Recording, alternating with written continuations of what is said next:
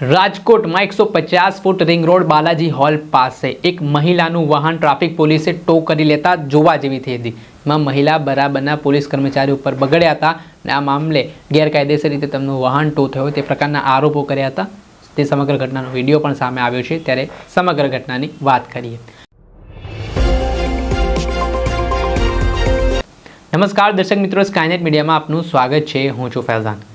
અવારનવાર સામાન્ય જનતા અને પોલીસ કર્મચારી અધિકારીઓ વચ્ચે ઘર્ષણના શાબ્દિક બોલાચાલીના દ્રશ્ય આપણે વિડીયોમાં જોતા હોઈએ છીએ, ત્યારે વધુ એક ઘટના રાજકોટમાંથી સામે આવી છે। રાજકોટના 150 ફૂટ રિંગ રોડ પાસે જે બાલાજી હોલ આવેલું છે, ત્યાં ઝુડિયો નામનું જે સ્ટુડિયો છે, શોપિંગ મોલ છે, ત્યાં એક મહિલા છે શોપિંગ કરવા માટે આવ્યા હતા। તેમણે પોતાનું એક્ટિવા છે પાર્કિંગમાં મૂક્યો હોવાનો દાવો તેઓ કરી રહ્યા છે, પરંતુ સાંજના સમયે જે ટ્રાફિક વિભાગના કર્મચારીઓ છે ત્યાંથી પસાર થઈ રહ્યા હતા અને તેમણે આ મહિલાનો એક્ટિવા ટોઈંગ કરી લેતા વિવાદ સર્જાયો હતો।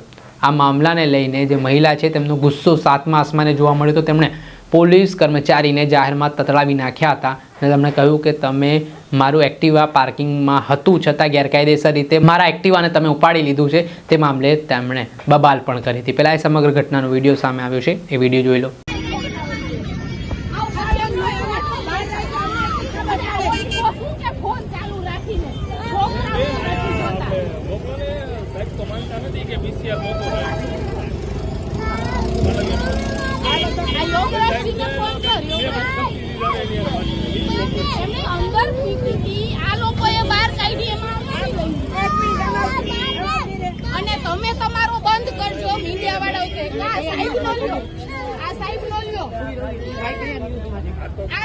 જવાબ નથી દેતા।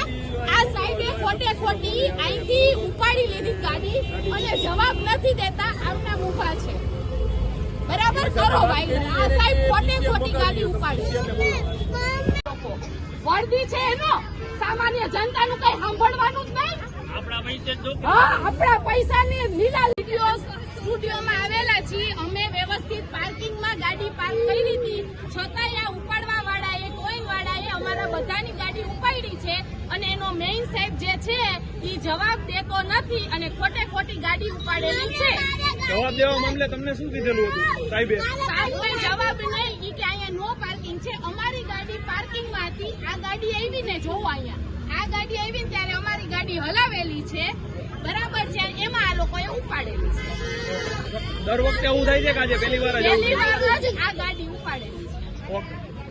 ગાડીનો હાલ આપે સાંભળ્યા આ વિવાદ છે તો ઉગ્ર બન્યો હતો। રાજકોટના બાલાજી હોલ પાસેનો આ બનાવ હતો, તેને લઈને મહિલાએ પોતાનો આક્રોશ એટલા માટે વ્યક્ત કર્યો। તેમનું કહેવું છે કે મારું વાહન ગેરકાયદેસર રીતે ટો કરીને લઈ જવાઈ રહ્યું છે, તે મામલે તેમણે પોતાની નારાજગી દર્શાવી હતી ને આ ઘટનાના સંદર્ભમાં અનેક પ્રકારના સવાલ ઉઠ્યા છે અને હાલ આ વિડીયો સોશિયલ મીડિયા ઉપર વાયરલ થઈ રહ્યો છે। દર્શક મિત્રો, સ્કાયનેટ મીડિયાને આપ લાઇક કરી લો, સબસ્ક્રાઇબ કરી લો અને શેર કરવાનું ભૂલતા નહીં।